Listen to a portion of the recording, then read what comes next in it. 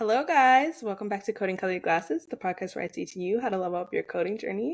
Today, I have Miss Jaida Day on to tell us a little bit about her journey and how it is to be a Black woman in tech. Yes, yay, I'm so happy to be here. Thanks for having me. Yeah, of course.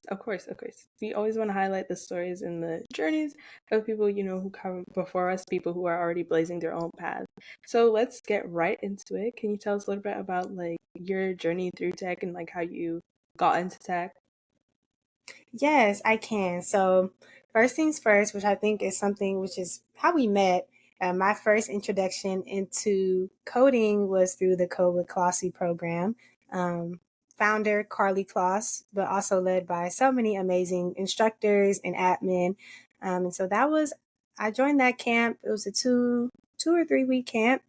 And I just learned what coding is, what you can do with it. And ever since then, I was like, oh, I think this is something I want to do.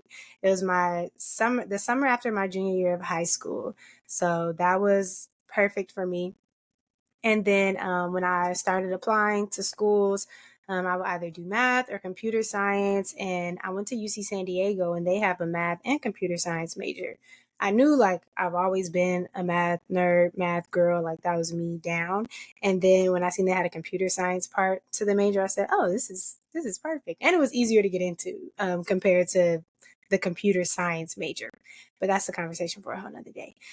So yeah, that was that. And that led to me choosing and applying to schools with that as my major.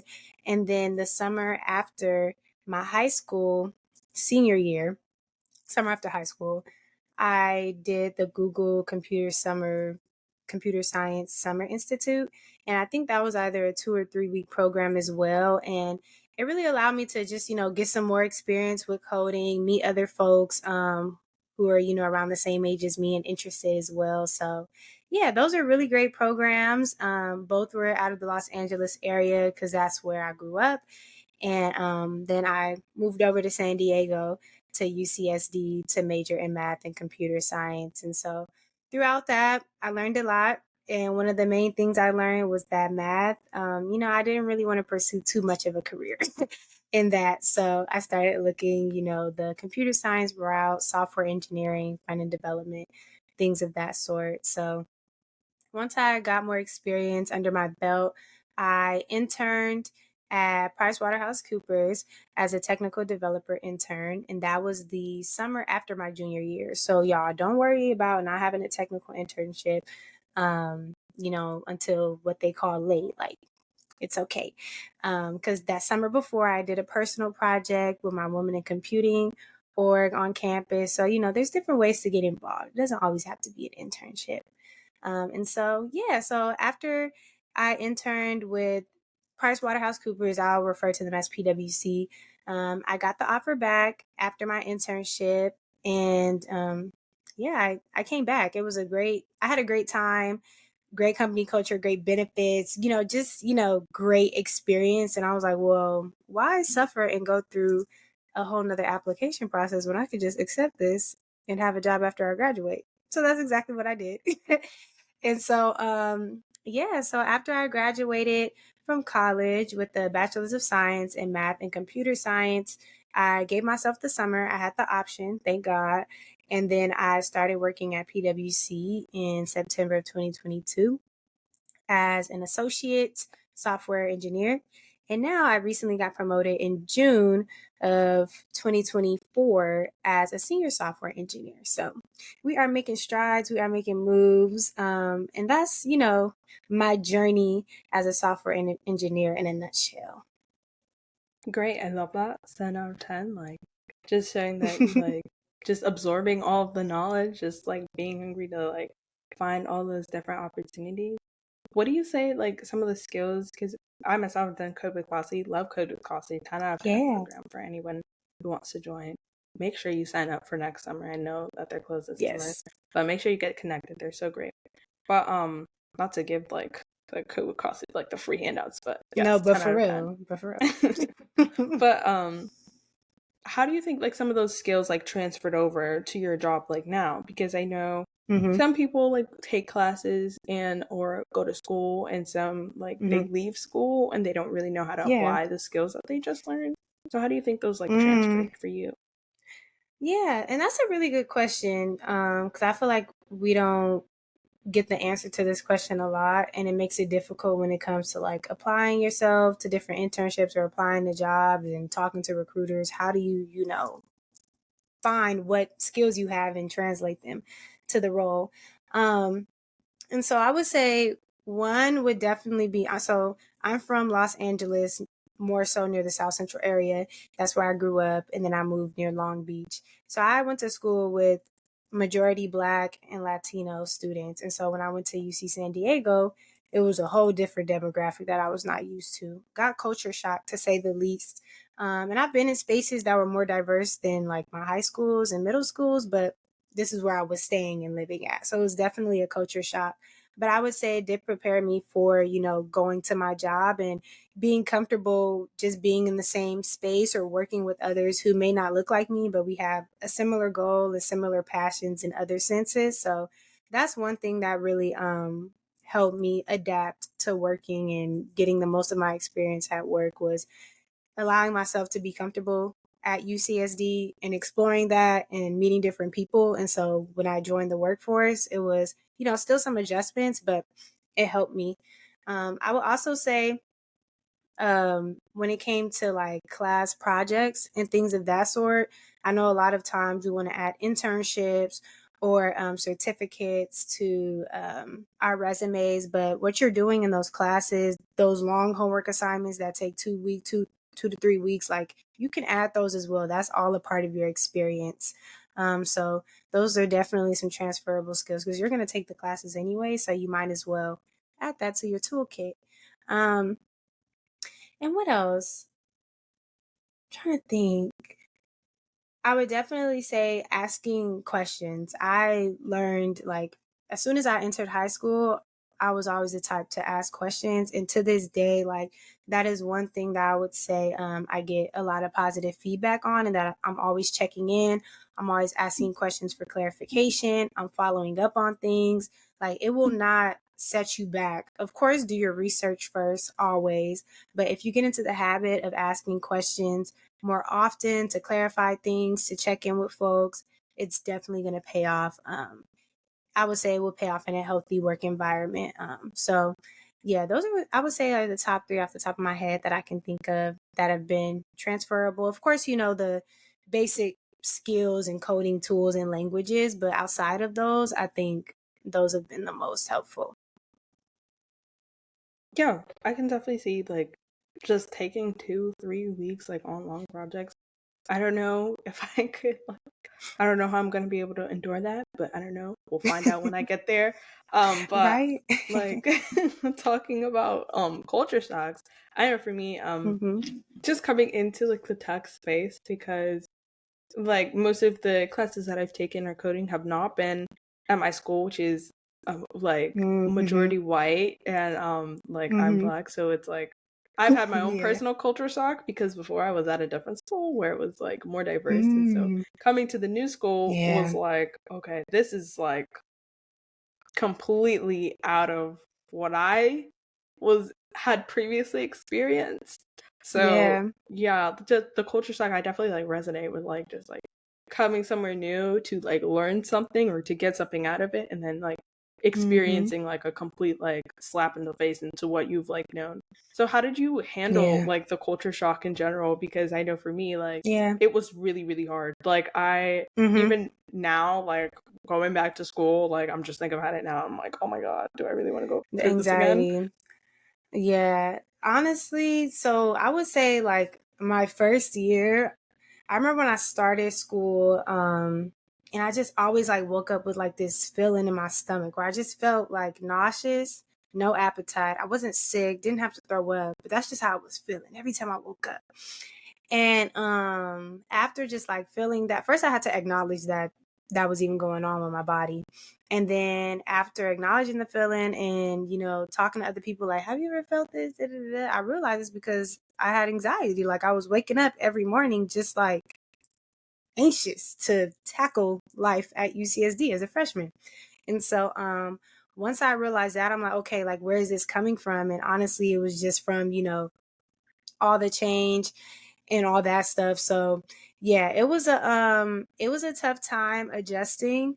And I would say, lean onto your community, like definitely lean on, because you're gonna make friends, you're gonna meet people, but if you have family and friends that known for some time, I would say definitely lean onto them and use them as your support when you're feeling down and you're feeling lonely. If you could take that trip back home, take it. If it's gonna make you feel better, if you could take a trip to a friend's house that you miss and like is your safe space, take that trip. I don't care what anybody says. A lot of people are like, oh, like you go home a lot, or because I was local, or they might say like, oh, why are you leaving? Get the full experience. No, if you need to leave and take that break and spend time with people who will help ground you, take it, because those are the people who are gonna get you through. So I know a lot of it, like I felt very isolated at times, and like I didn't have anyone, but I had to take a step back and tell myself like, hey, no, Jada, like you have community, you have a village, so lean on that. And so that's really what got me through. On my campus, we had a Black Resource Center. We still have it there, and that was like my second home away from home, because I'm not from San Diego, so even the San Diego area outside of school was new to me. So I went there all the time. I had an internship there. I was there. Okay. By the end of my 4 years, like those are my people. And so yeah, you just have to, lean onto that community, whether it be folks back home or whether it be the community you make on campus, but lean onto those people to help you just get through those rough days. If you need a laugh, if you need to call them to make you feel good, yeah, because it's tough, but that's what I would say would helped get me through. Hmm.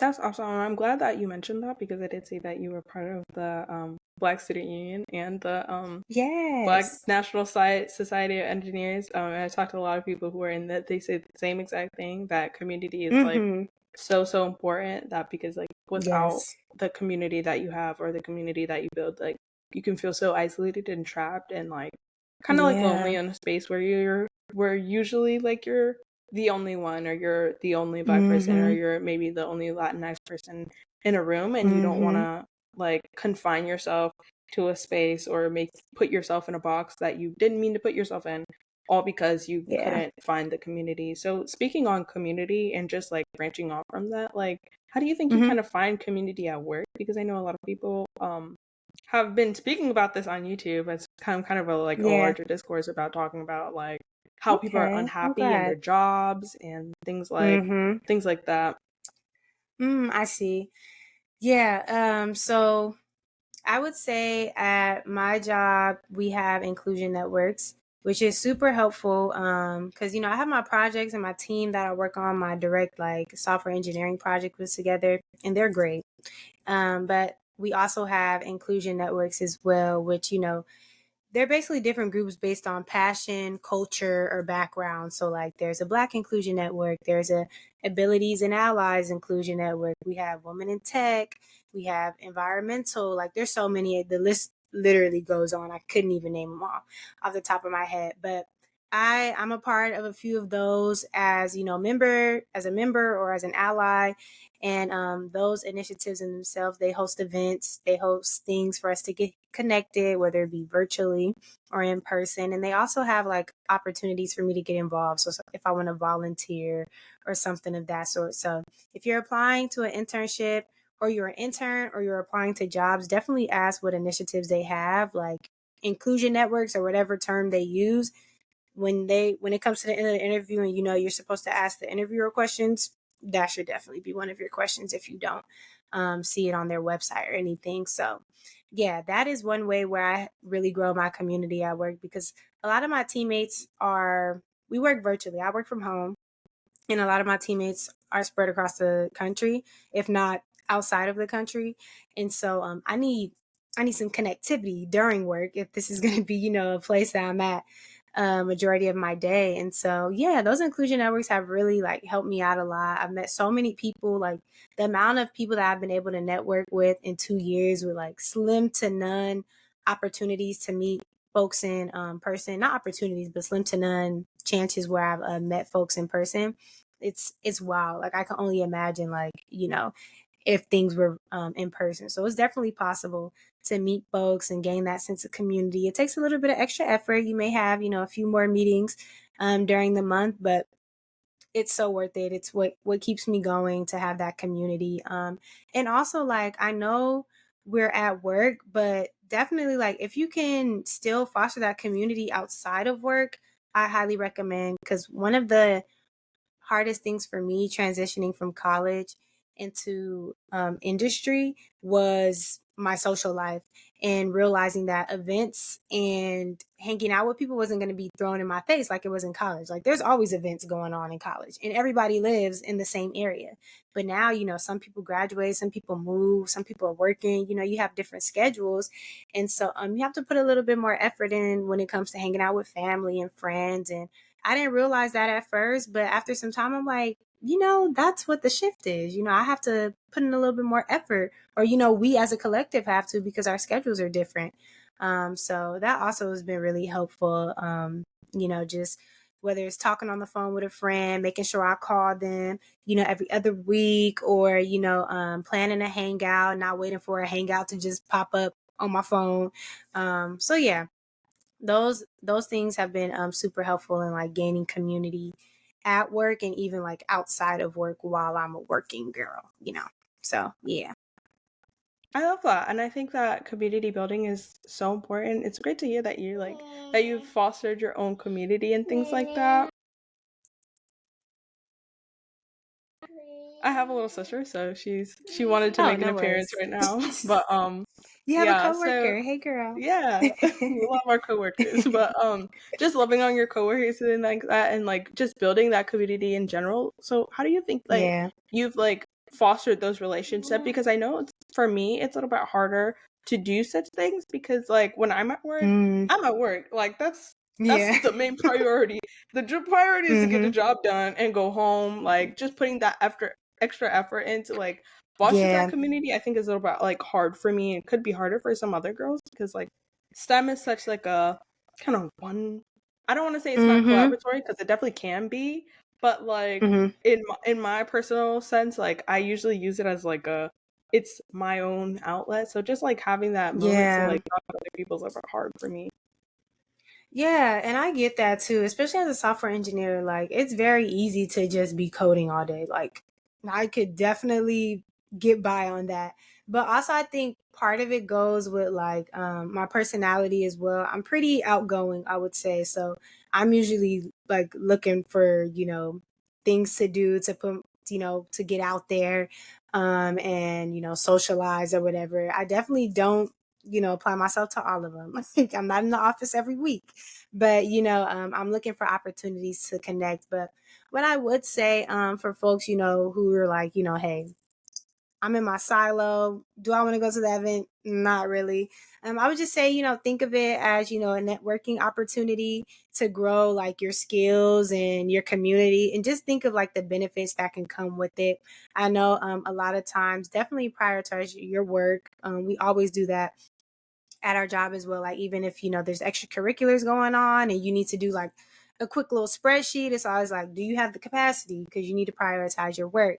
But also still make time to do those things. And it could be something like, every Friday I set aside an hour to meet with two folks for 30 minutes and catch up, whatever it is, just kind of like inching it into your routine, so that way you still have that time to work on your projects and things of that sort. But you also have a little bit of time to, make those connections. Or, if your office has a happy hour, every other Wednesday, you don't have to go to everyone, but maybe you can make a commitment to go once a month or once every other month, just, easing into it that way. Cause although it can, be nerve wracking or, just not the vibe that you're trying to go for, it will benefit you in the long run when it comes to, like meeting new people and just growing and expanding in your career. So if you can think of it from that point, that may be helpful, but also don't over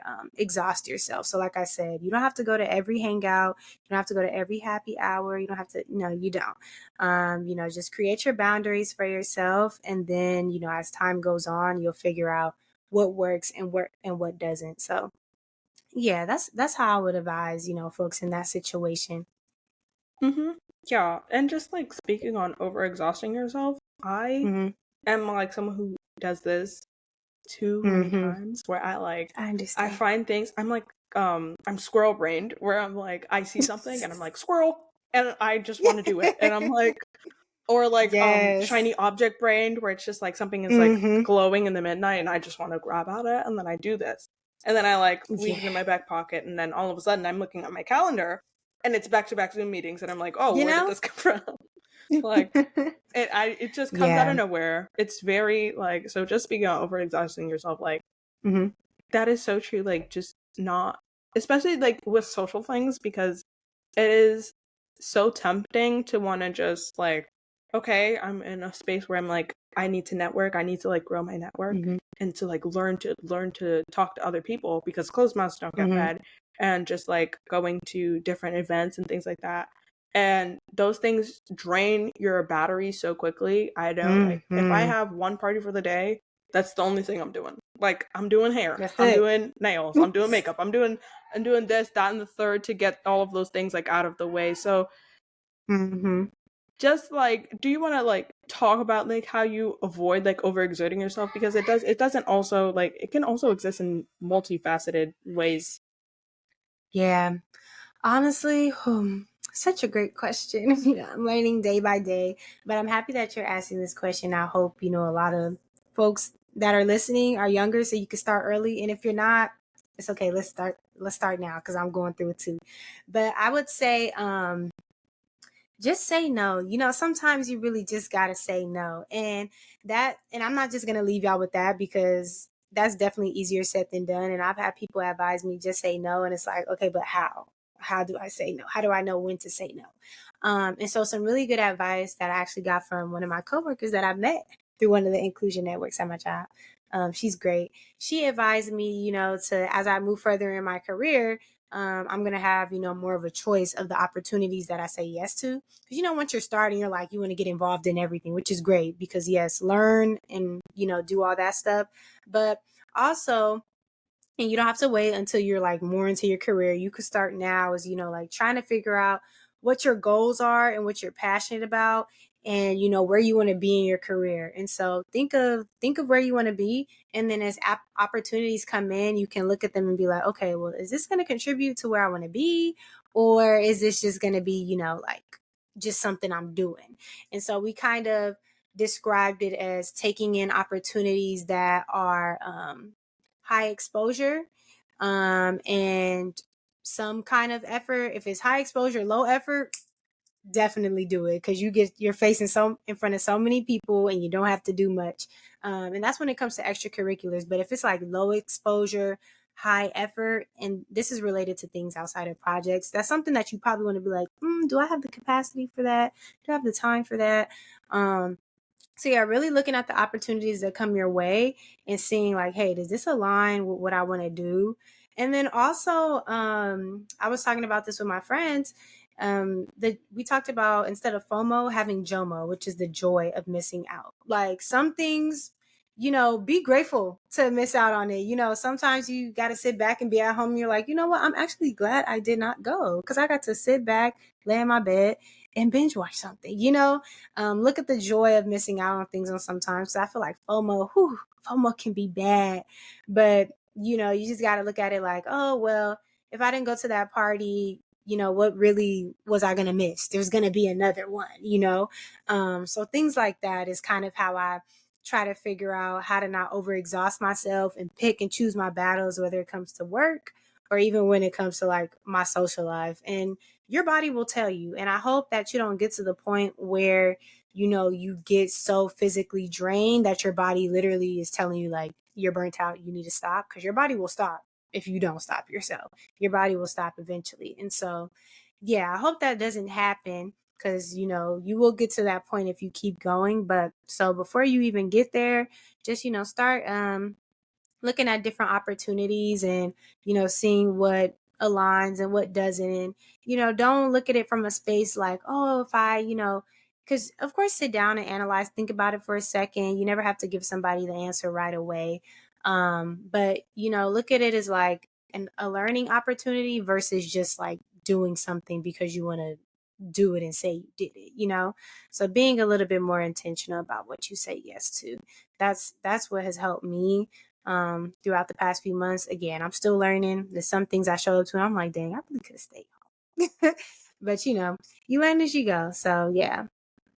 Yeah, I love that. I think that just like really elaborating on the like burnout issue of just Mm-hmm. knowing when to stop. And I love the perspective that you gave. I never really thought of it like that, but now that I'm thinking about it, I'm Yeah. like, some days, like if I've called off or something, or like a hurricane passes by, which is so Mm-hmm. unfortunate, you shouldn't wish for a hurricane. But like looking at it from that perspective, like, Yeah. okay, at least I gotta stay home today. Like You I'm in my house. know? I'm not doing anything. Like, Okay. that's great. Yeah. Just like enjoying your own like peace in your own space and having Yes. just like just being present in your own body, not like feeling like you have to go all the time.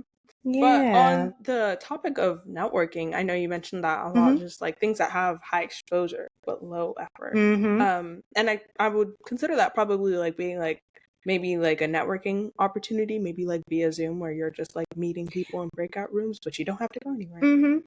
Right. Yeah. Something similar to that, or like, for example, my job, we have something called Women in Tech Fest. It's an internal fest where for 2 days you set aside 3 hours, and we have different workshops and keynote speakers and demonstrations of women in tech at our firm and even outside of it. And one of the opportunities that was proposed to me was to host a panel with three partners who were all Black women, and interview them. And so high exposure off the charts, because the Wit Fest is something that a lot of people attend, and the panel was three amazing partners. And so I was like, yeah. And then as far as effort went, it took a little bit more effort compared to like, oh, someone else is making the script for me. So I still had to, compose the questions and meet with them here and there. But the amount of exposure that it gave me was much higher than the amount of effort I had to put in. And so, yeah, opportunities like that you're able to either get your face in front of a lot of people so they know more about you, or like you said, networking opportunities, like, opportunities to do that. It's not just oh, we're going to this social movie. Sometimes a movie, there's not a lot of room to talk, but if it's more of a social thing where you can go around and talk to people and get to know them, that may be the one you want to go to. So just for lack of better comparison, those are a few examples I would say. Yeah, I love that. I think that that's so awesome that you get to like host a panel like that and put yourself in front of all these Mm-hmm. faces and things like that. And you don't have to put Yes. bend over backwards in order to do that. I think that's so awesome. And I just wanted to like ask, how do you how do you find these opportunities? You talked about how you pick Mm-hmm. them, but how do you find them? Like how do they find you? That's a good question. One of the major things I would say is advocating for yourself. When you meet people, tell them, talk to them. Like, if I tell people, if you ask me, I'm gonna tell you. Like, so if I'm talking to someone and they're like, "Who are you? What do you like to do?" Like, I'm gonna express what I'm passionate about, what I like to do. And so, because if you don't express that, there's no way for your managers or your coworkers to know what kind of person you are and what opportunities you would be interested in. So if in these conversations you're not shying away from what you're passionate about, it allows people to get to know you. So say, we know Jaida, she's passionate about it's gonna be silly because it's the first thing I seen. She's passionate about hydro flasks or whatever. And so now if my manager sees something like, oh, this is something where you can win a free hydro flask. This is so like such a random opportunity, random example, but oh, we see something where the winner will get a free hydro flask. I'm gonna send it to Jaida because I know she likes that. That's for, the lack of a better example, but talk about what you're passionate about. So the folks, who are there to help advocate for you, who, may be working there longer than you, have more experience than you. They have little tidbits about you. So when they see certain things, they think of you. And it's all about, when people say like cultivating your brand and stuff like that. Like, for example, for you, people, who know, you're a podcast host and you like talking to things like that. So say an opportunity comes up during an internship or during a job where they need someone to, host a podcast or ask questions, they're going to know like, oh, she's an intern.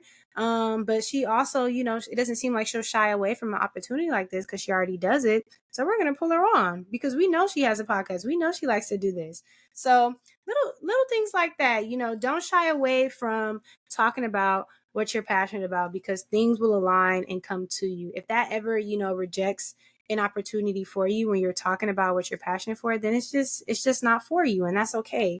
The things that are for you will come, but yeah, talk about what you like, and yeah, let people know more about who you are. Don't shy away from it.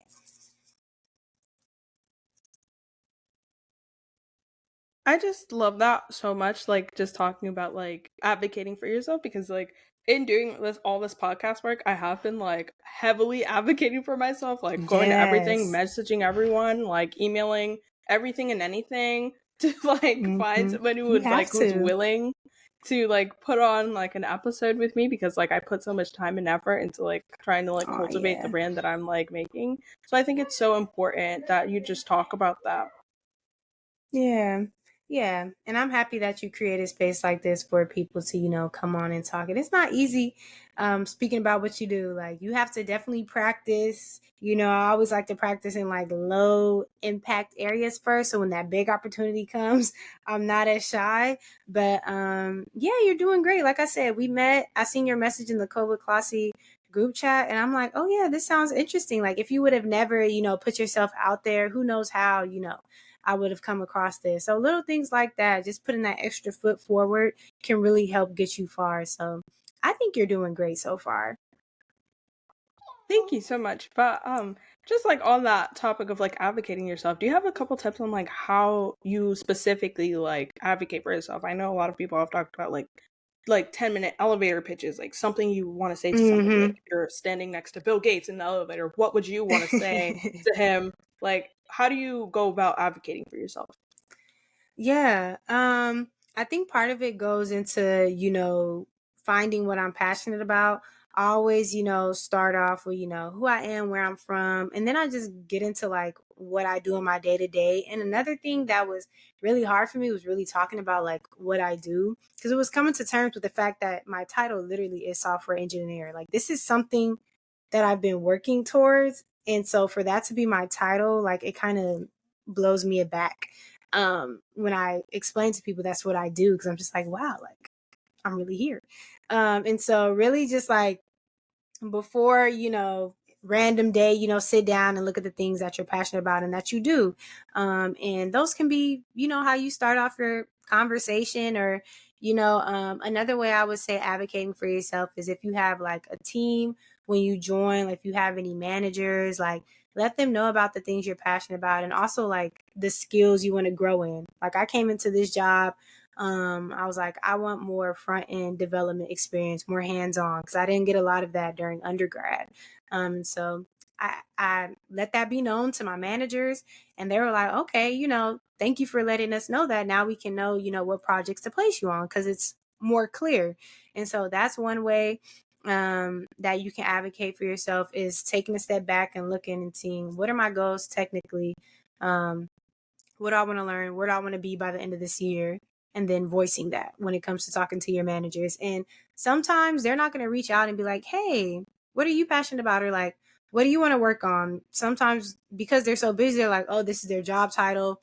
This may be something. But, you have to put in that extra effort. Like maybe that looks like scheduling some time on their calendar and talking to them and letting them know, like having a conversation with them and getting to know them getting to know you, you telling them what you want to grow, how you want to grow, and things of that sort. So you have to put in that extra effort for sure to talk to your managers and also not only expressing what you want to do, but once you get the opportunity to do it, schedule some more time and get some feedback. and get some advice. I love doing that. I'm quick to, once a project ends, I'm like, all right, let's schedule our call, our little feedback call. And so I get feedback, and then I also ask for advice on how to move forward. So I'll probably ask, okay, these are my goals now. I want to get more experience with doing this. What would you suggest like I look into? Or are there any tools that you use that I should be aware of, that I should do more research on? Things like that. So yeah, that's how I would say I advocate for myself when it comes to projects. And then also the tidbit about explaining what I'm passionate about to my managers and such. So, yeah, that's how I go about advocating for myself, and how I would suggest other people go about it as well. Figuring out what you're passionate about, how you want to grow technically, what skills you want to learn, and then communicating that to your managers.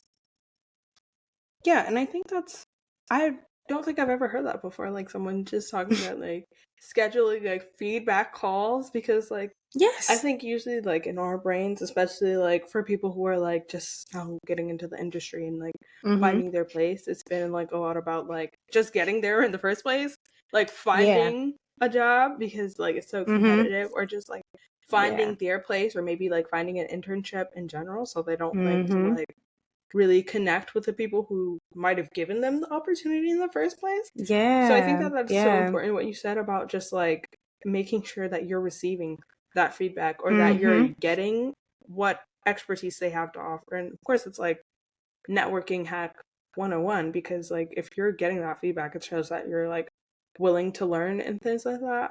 And I think that's Mm-hmm. just so Mm-hmm. awesome. And I really want to just close out this episode with just thanking you for your time to talk to me about all this like career feedback. I think you just dropped gem after gem, that literally of stuff I've never Oh no, like I think it even broke up. sat down to like think about when I'm like considering the tech world, or like considering like software engineering, things like that. So I just want to thank you so much for just Yeah. being so insightful and like providing different perspectives to this field. And I think a lot of people are going to benefit. Do you have anything that you'd like to Yeah. close with? First, thank you for reaching out, and just being so patient with me, when, booking this and just setting this up. It's been, such a pleasure. I seen, what your podcast was about. And I'm like, yeah, like, let's do this. And so seeing the other folks you've been able to interview, like, it's such a necessary conversation that, you have on this podcast. So keep it going. And if it turns into something else, let that flourish too. I know a lot of times, we talk about, starting something and it ending, but we don't really talk about like starting something and it turning into something else. Because that's okay too. So wherever this path leads you, embrace it, because I think no matter what you do with this platform, it would be great. So yeah, thank you so much for having me on here. And my last little tidbit, oh yeah, I got a good one. And I think this is something that, we always hear, but we always need a reminder. Wherever you are, in college, in high school, or wherever, just, want to remind you that you belong there and you deserve to be there, and all that overachieving and trying to prove yourself, cut it. Just cut it. You're already enough. When you waking up today, for example, you waking up and going to school and coming back home doing your homework, that's enough. If you don't feel like doing the extracurricular semester, it's okay. You're already doing so great in what you are. And that's something I'm trying to learn myself. So, in any opportunity that I can communicate that and help remind people that doing doing the bare minimum, if you want to call it the bare minimum, because showing up is hard sometimes. So just being able to show up is just enough. So don't let anyone put any pressure on you to do anything you don't want to do, or to, show up in ways you don't feel like it. It's okay. You're doing great. You're exactly where you're supposed to be, and things will work out. So, yeah, I'll leave y'all with that message. But I also want, to let anyone, I want to let you know, and also anyone else who's listening to, you can feel free to reach out to me, on LinkedIn. If you're listening to this, Jaida Day, Jaida, last name Day, on LinkedIn. It should be pretty easy to find me. I don't think too many people have that name. But yeah, you can find me on LinkedIn and message me. And yeah, we can chit chat in the LinkedIn chat, or we can hop on, a quick call. But yeah, I'm here as a resource. So use this podcast and use, my contact information to, expand your resources and use them. Yeah, I'm so glad that you wanted, like, are so willing to help and be a resource for people who might be listening. So I'll leave her LinkedIn above her head so you guys can see, and her email. So but that's it for today's episode, you guys. This is your host, Lynn, signing out.